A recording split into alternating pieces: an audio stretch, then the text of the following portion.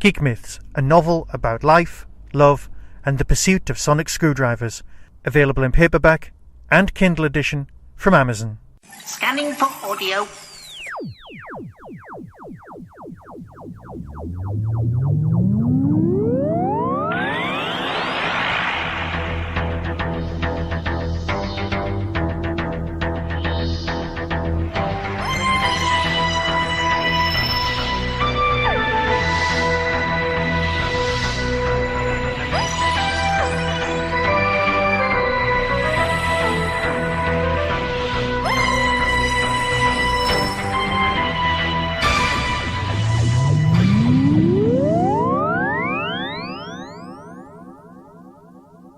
Hello! Welcome to a Tin Dog podcast.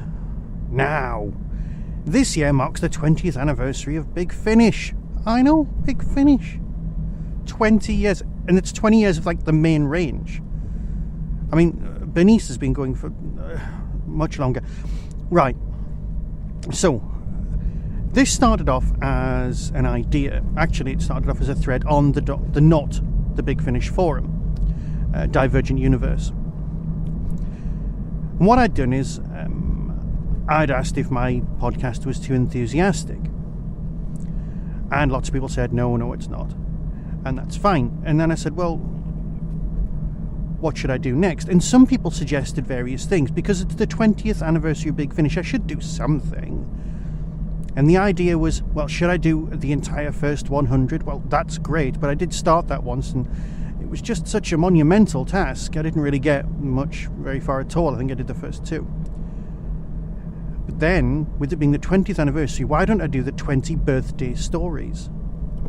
The 20 almost random stories, not chosen, it's not a randomised or anything, it's basically everything that happens on the birthday of Big Finish, starting with number 1 and working my way across. Now, originally, they weren't as regular as they are now. I mean, it was the main range, it wasn't the monthly range, although it became the monthly range later on. I mean, the target was to do 13 per year, so that there was one in every episode of Doctor Who magazine, despite the fact that at some point they were thinking that Doctor Who magazine might actually finish around 2004. But that's another story, that's for the future, because right now, this episode... No, hang on. This whole project needed an idea, didn't it? So this whole project needs a name. Big Finish at 20, 420, because I'll be reviewing 20 individual titles, Big Finish releases. Well, I say reviewing, they're old now. I can talk spoilers. Oh, it's so refreshing to be able to talk about what happens in the past and not have to hold stuff back. I can have actual opinions that have been considered by 20 odd years worth of thinking back. So this is going to be slightly different than the usual fare from Big Finish. I'll try and do one a week, as well as the normal output, and we'll see what happens. Bear with me if we slip, we always do. And let's face it, real life will get in the way. But you know what, this is a hiatus year, so it's ideal to do something like that. So over the course of this year, I will be reviewing 20 old Big Finishes. There will be a list, which I'll put on the website so we know what we're coming up to. Number 1 will be the first ever release, Sirens of Time. And number 2, Winter for the Adept. There's a load of others, including Flip Flop, and, well, we'll deal with all of those when we get to them. But like I said, this project needed an idea. Not an idea, a name behind it, once we had the idea. As you can hear, this is a carcast, so I will be rambling. But you know what? If you're not used to the rambling, 850 odd podcasts in, well, I'm surprised. So, is it 2420? 20 reviews for 20th anniversary? That's okay. And then some bright spark on the forum decided to call it 2020 Houndsite, because this, of course, is the Tin Dog podcast. Now, there's a question. I also put a thing on Twitter where we asked everyone if you minded me doing carcasts. Absolutely no one voted against. Some people said that content was king, and some people said they hadn't even noticed, and that was fine by me. So this is a carcast, which means I'll be rambling, I'll be doing it without notes. Yes, there'll be cutaways where I can read out synopses and things like that, which, bizarrely, I can't read synopses out while I'm driving. Okay? You get that, don't you? Apparently, reading text while driving is a bad thing. I know, who would have thought it? So if you do hear the quality change, that's all that's happening. I'll try and record all of the 20 synopsises, definitely. Oh, also one of the things, just put my stall out, is that the Tin Dog podcast started around 2006. Yeah, that's put everything into perspective, hasn't it? In the great first flurry of podcasting. And that was a long time ago. It does mean that I've reviewed several of the big finishes since, but I was actually quite a way into the range before I started giving it my full attention. Let's face it, all projects evolve, and if they don't evolve, they die. I started off just wanting to do books and anything Doctor Who related. Big Finish soon became a passion and a focus. So, what I'll be doing is, in the episodes where there is a review coded at the time, I'll stick that on at the end as an extra. So you'll get to hear my review now, and my review from 10 years ago, or whenever it was. Now obviously as time gets further on, we'll be in the world of current reviews. I think one of them is Hour of the Cybermen from last year, because that was the anniversary story. So anyway, that's my stall laid out. I hope you'll join me for 2020 Houndsite. It's a terrible name. It's an appalling pun. But let's stick with it. Big Finish 20th anniversary reviews. Starting with Sirens of Time. Here's the trailer.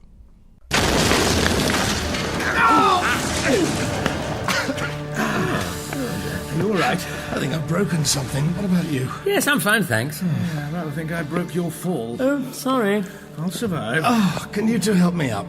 Yes. Okay. Yes. Yeah. No. Careful. Careful. Oh, we're going to make a fine team with you two having to help me walk. Fire torpedo!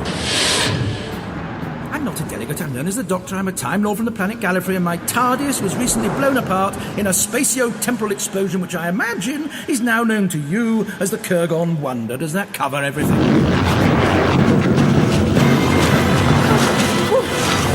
That was a little too close for comfort. Oh my God! Listen, Doctor! There's another one coming in! Get down! The Time Lords really do want me dead. Destroy him! Sirens of Time is a curious beast. People have got it into their head that it's not a great story. But I've not met any of these people. Received fan wisdom's a weird creature at the best of times. Perhaps it's because it's the only type of story that could have been done. When you start a Doctor Who series on TV, you do it like Rose, or like any of the first ones. You introduce the Doctor, because you're trying to get old school. You've already got the old fans. We'll watch any old nonsense. But what you're trying to get is the attention of the not we and the press. You want column inches. You want the world to know about it. But you want the world to buy into it. Yeah. Now with Big Finish, they had a different problem. They knew that we existed, the fans, the potential fans. However, this was during the wilderness years. Now, for those of you who weren't there, I sound like someone who was talking, I sound like an elderly person talking about the war. You weren't there, you don't know what it was like. Oh yeah, now we've got Doctor Who on the TV, we can say things like, oh, it was the fairground years, the theme park years where everyone got to do what they wanted and try new and exciting things. It was rubbish. Right, I'm being honest here. All those years without Doctor Who, no, worse, all those years without Doctor Who, and then in 1996, the potential of it coming back and then it going. That's worse. That's like an old girlfriend who you were deeply, deeply in love with, And then she goes, perhaps we could try again. And you go, yeah, all right then. Don't want to come across as desperate, but okay. Yeah, I know you've changed how you look, and I know you've changed about how you talk about your parents, and you've changed a load of things. And why do you live in America now? But I don't care, because I love you and I want us to be together again. And it was just for one night. Oh, okay. That's how it felt. We were messed about with. We were bitter and twisted, and we never expected Doctor Who to come back at all. The fans, the old school fans, we were awful people. I mean, we were. The last dregs of those kind of mindsets are what the internet has about Jodie Whittaker. They're the ones who, I don't want a female doctor, I don't want any of that nonsense. No, they're the fans that we were. And this is the environment and the world that we ended up with Doctor Who on audio. Oh, if it's not on television, it's not proper Doctor Who. What, you've got the original actors playing the original parts in original stories that continue on from these stories on TV. But even at the first meeting where they said, hey, we're going to set up Big Finish, we're going to do new Doctor Who, Stephen Moffat left the room because they weren't going to do Paul McGann.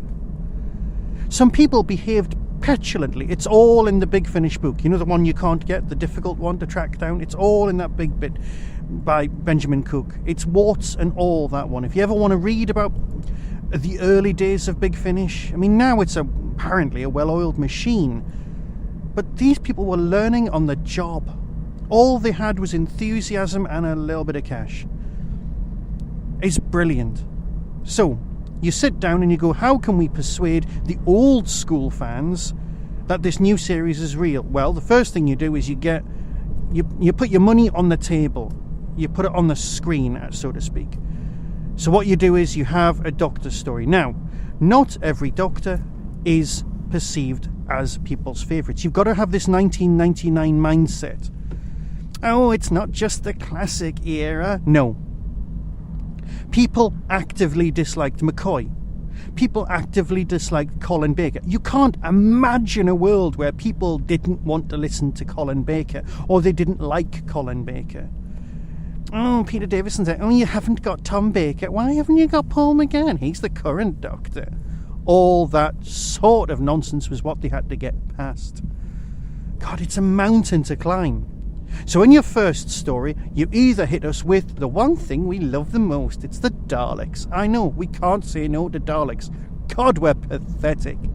Or you hit us with the one thing that we adore that they don't actually like doing. It's the multi-Doctor story. I know, you're trying to make Doctor Who for us, and you're trying to make it better, and what you do is you produce a multi-Doctor story, and that's what Sirens of Time is.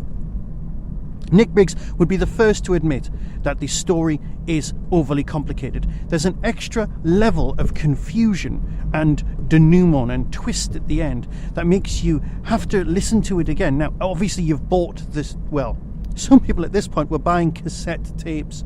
CD was still a reasonably expensive medium. You were going to get one or the other. So you go out of your way and you get this tape or CD. Sirens of Time. No, right. Hands on heart, hands on the table. I didn't buy this. I couldn't afford it. I was already buying and well into BBC Doctor Who books. I'd bought every single Virgin novelisation. I still have them. I am very, very tempted to sell them. I know all of them. Yes, I've got Long Barrow. It's battered to hell. No one would want it, but I've got it. Yeah, those are the ones you're thinking about there. I've got them. I've got them all. Yeah, Dave, all of them. Right, anyway. So, I was embroiled in that end of fandom. But these were the days of Doctor Who Rec Arts, where we hardly talked to each other on the internet. The internet was a very expensive kettle of fish. I mean, it was truly, truly for the hardcore fans. Some people looked at the internet and went, yeah, but what can you get out of that than you can't get out of, say, a book or a magazine? That's the kind of mindset we were at. 1999 was the dawn of the day that we're in now. Yeah, let's use the internet, right? These people are recording using mini-disc technology. Technology was just becoming affordable usable, portable. But when you're doing Doctor Who, you have to do these things properly and by the book. Now, I won't talk about recording systems or anything like that because I wasn't there and I don't know. And one day, if I ever get a chance to talk to these people, I will ask them these questions.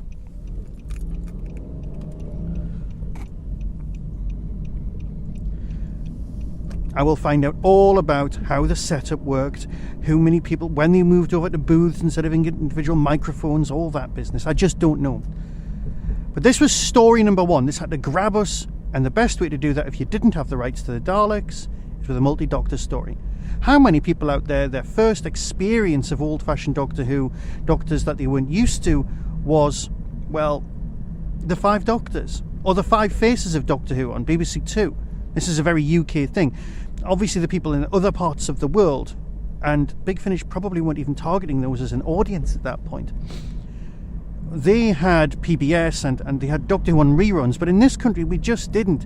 We were the people who bought the VHSs. I mean, let's face it, there are people out there who made VHS covers for Big Finishes to print your own so you could put them on the shelf where they belonged.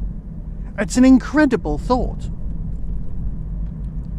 So, first thing you notice about this particular Doctor Who story is the music.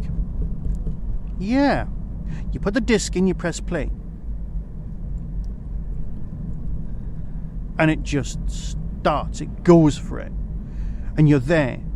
And the bit of music that they've chosen is the 4th Doctor music.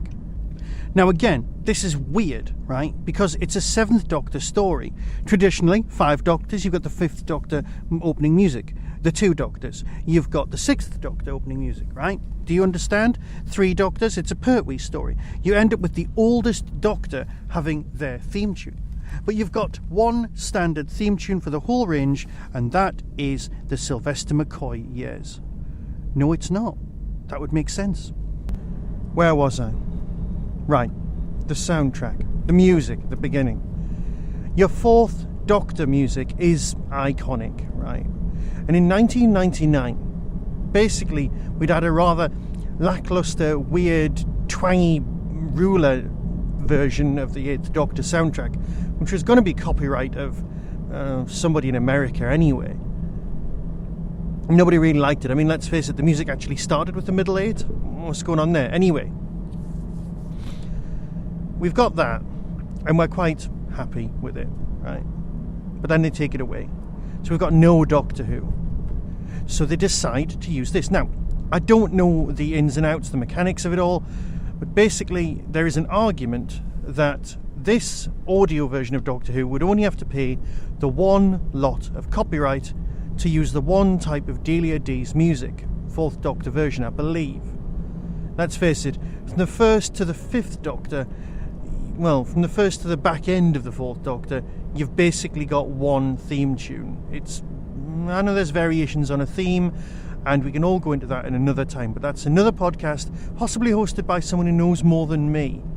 Right, so here we've got, that's the setup, that's the world that it's introduced into.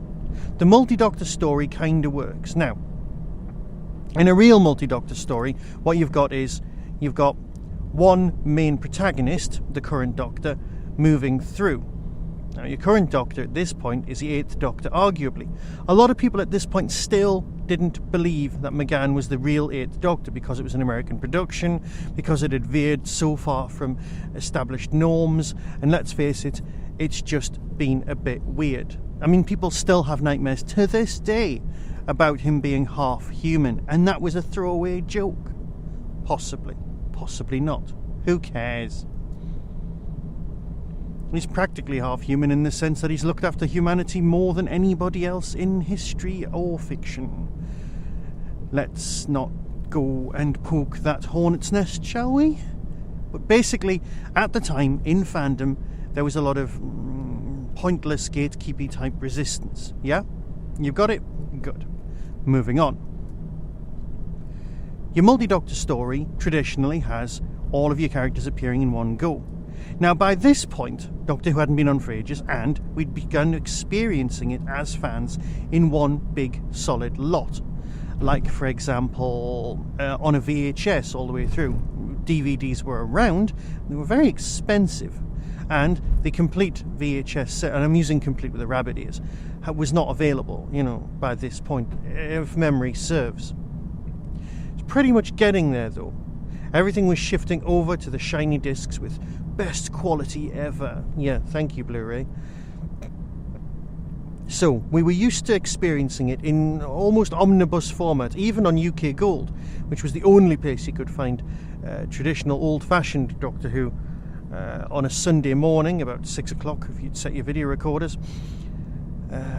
Or you happened to be staying over at somebody else's house who had UK Gold, which we didn't at the time. You got to experience old-fashioned Doctor Who in one big lump. So the omnibus edition release of All One Story wasn't exactly alien. The thing that was alien to us was that it was on audio. Yeah, you'd had a load of people whose major informative years consisted of The Hitchhiker's Guide to the Galaxy and Genesis of the Daleks. So we were aware of audio, comedy, drama, sci-fi, right? That was fine. And some people who were traditionalists and knew better than us knew about a host of other things that we just weren't aware of because we were the TV generation. Yay! Thanks, Ray Bradbury. Right. So, we're used to experiencing it as a whole. So that way we can get this whole story. So there you go. That's the marketplace that we're introduced to. We are their target audience, therefore we're willing to listen to almost anything. We're willing to put up with almost anything because we're desperate. Now that's a good place to be from a person selling a product. Oh look, there's an audience, they've got nothing else, we've got the rights, the BBC don't want Doctor Who. Sorted, off we go. Yeah? Right, back to the actual story. You've got 3 individual stories, all with a very similar plot. The Doctor appears at various points in different planets' histories in the universe. The first story is the 7th Doctor, again the current Doctor, arguably for some people, or at least the most modern Doctor that they could get hold of for these audios, 567. I mean, let's face it, 567, that was it for the longest of times. That's your whole audience, that's your whole availability, that's everything, right? That's all you're going to get. 3 Doctors on audio, be grateful. Yeah? That's how we felt. That's what we were doing. We're not going to argue. We're not going to pretend it was anything else, because it wasn't anything else. It was just us going, oh, thank you very much. We love Doctor Who, we do. And that was it. So, story 1. Sirens of Time. This is the one where the Doctor turns up on a planet, a jungle planet, very similar to your Kemble type place. And we're going to have small casts. Now, the thing is, Doctor Who was always done on a budget. So having a small cast was never truly going to be anything other than accurate, or at least recreating what we already had, if that makes sense. We've also got, and this is more noticeable these days when I went back and listened to it again. Yes, I've re-listened to all of these 20. Well, I will be listening to all of these 20 just before I do the proper reviews. And it's going to be great revisiting them all. So I started listening, and then I realised the thing that was missing at the time, and let's face it, I didn't even really listen to this one at the time. I had to go back and get this one, or borrow it off my mate Andy. Either way, was the companions. All you had was the Doctors. You didn't get a companion until story number 2, when Turlough turned up. So, in story number 1, you've just got the 7th Doctor, and you've got what you can only describe as an ersatz, an emergency backup, or a replacement companion. Now, in each of these stories, they're all played by the same actress, who happens to be one of the Sirens of Time. Helen, Eleanor, Elena, they're all variants on the same name, just to make it a bit more obvious, and it saves you hiring more than one actor. There are things up with this person. People who survive impossible falls. People who survive sinkings of ships. And they can't understand the gift of the TARDIS languages. People who survive massive time explosions without any problems. in order to become the Doctor's companion in the story. Listening to it again, this is obvious. At the time, you just let it wash over you because you were just so grateful that there was Doctor Who with proper people. On the subject of which, photo montage covers have come so far from this time. I mean, seriously. So, you've got the Doctor and you've got Maggie Stables, who eventually ends up playing, well, somebody else that we'll deal with in a very few episodes' time. But at this point, she's playing a homunculus character, a terrible, hideous carer called Ruthie. And she talks like that, and it's the sort of strange accent that people thought they had to do on audio to be really strange. Sancroft! Sancroft! The thing is, right, with a performance like that, she's either brilliant, which she was, or she's just bizarre, making some weird choices. But you know what? I can live with the weird choices. Big Finish should always be a safe place for actors to try anything weird, odd, pushing the boundaries, because if you're pushing the boundaries, you're doing something right. Yeah, you are. I know, look at me, nearly 47 and saying something so incredibly weird. But you are. And as an actor, that's what you need to be doing constantly. Otherwise, if you're not challenging yourself, you're just going through the motions and you're turning up to work and just doing a job. And I know there are some actors like that, but Maggie Stables definitely wasn't one of them. But the weird voice back in 1999 was enough to put a few people off, put them on edge, make them go, what's going on here? But everybody else in the performance was perfectly good. There was enough sci-fi to keep everyone happy. The episodes were much longer than they were on TV, so you thought you were getting your money's worth. And you've got your jungle planet, you've got your strange alien overlord who is basically... what was it called?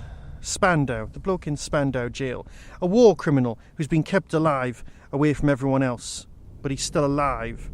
And he used to be one of the Knights of Alicia. There you go, that's your major story arc. Now, if you've got any problems with this particular release, it's that, well, primarily, you've got one story running all the way through, and then you've got another story, and then you've got 3 more stories.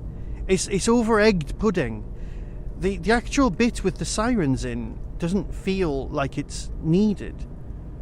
There's just maybe one twist too many, but I'm being picky. I genuinely am, because it's actually a stormingly good story. It's a set of good stories. I mean, let's face it, even with the Missy-boxed set of late, you had a series of great stories. The final story needed to sew everything together. And that's what happens here. The final story of the 4 needs to sew everything together. And it often fails. It often falls down. This one, not the case. Yes, it's got some issues and could probably do with a polish. And if it was done these days, 20 years later, then it would be done differently. But you know what?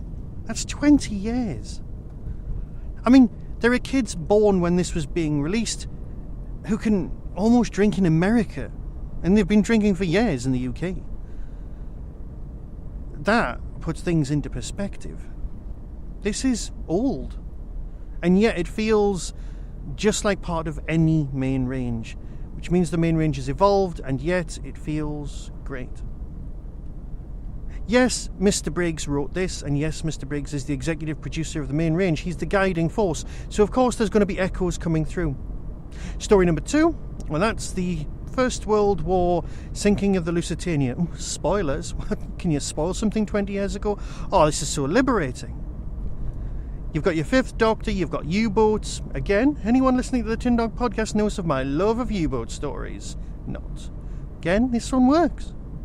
It's the trapped in confined space. And of course, you do actually need the U-boat story in order to sink the Lusitania and change history. Tiny ripples. So, there is an argument for this Americans not entering the First World War after the sinking of Lusitania, or there is another argument saying that it was merely another coup used by people in order to evolve the natural progression of history, and all of that business. And Nick Briggs knows enough about history not to get embroiled in that. Yes, the Americans still entered the First World War, they just did it a little bit later, things changed, there wasn't that much of a change. apart from somebody else dying. Right, so that storyline again ends on the cliffhanger with the Doctor making radical decisions, and it felt weird because you had the 7th Doctor, cliffhanger, dumph, gone, straight into a 5th Doctor story, and you're left going, what happened to the 7th Doctor? Is there something wrong with my disc? And you go, oh no, it's a separate narrative. By the time you hit the 6th Doctor story, notice it goes 756, not quite sure why. Oh yeah, because they'd grabbed you in and they kept you going. Now the 6th Doctor story is the one that fits most elegantly into the overall story arc, so it does make sense for the Temperon story to be the 3rd of the 3 main little stories. The Temperon story, that's the futuristic one. It feels like that murder mystery part of Trial of a Time Lord. And yet there is a massive time wave, and the only survivors are the robot pilot and a waitress who just happens to be, the Siren of Time.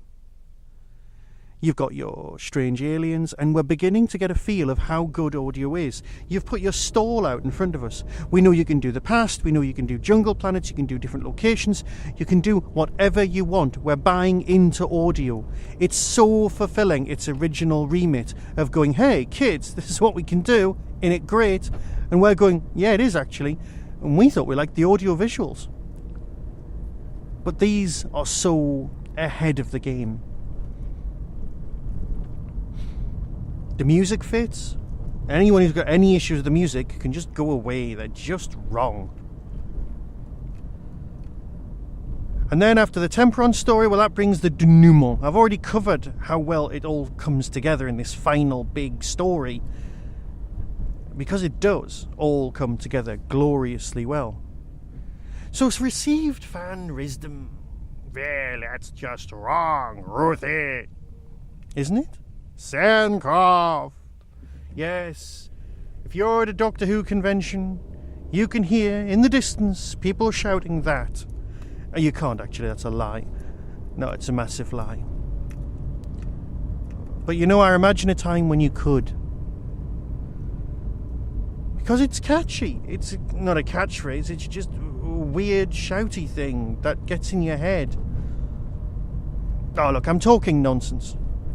Story number 1 of this fantastic range is enough to whet your appetite and keep you going. And if that's all it does, then it was worth it.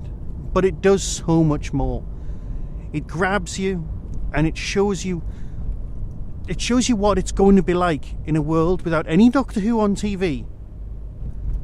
In a place where they're going to do, eventually, 13 releases a year so that they can appear in every single issue of Doctor Who magazine. This, ladies and gentlemen, is the future of Doctor Who in 1999. And I don't mind.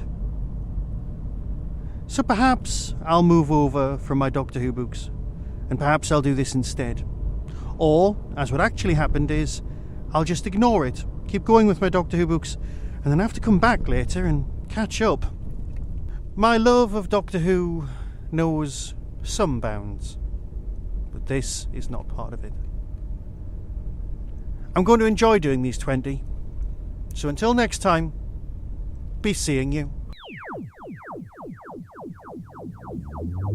That was the Doctor Who Tin Dog Podcast, available on iTunes, YouTube, Twitter, RSS, Vimeo, and across the internet. Doctor Who and its associated properties are all copyright and trademark of the BBC. No infringement is intended. Why not become a supporter by visiting patreon.com/tindog. Contact the show on tin-dog@hotmail.co.uk.